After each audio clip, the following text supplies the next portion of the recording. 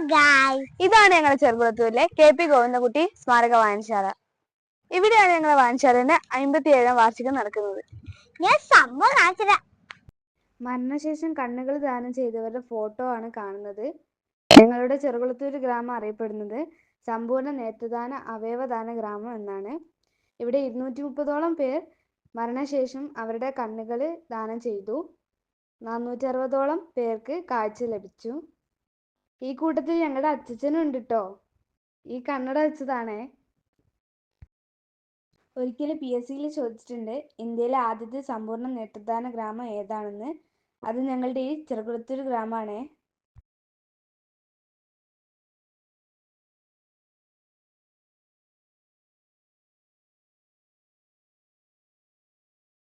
മരണശേഷം അവരുടെ ശരീരം മെഡിക്കൽ കോളേജ് വിദ്യാർത്ഥികൾക്ക് പഠിക്കാനായി നൽകിയവരുടെ ഫോട്ടോ ആണ് കാണുന്നത്.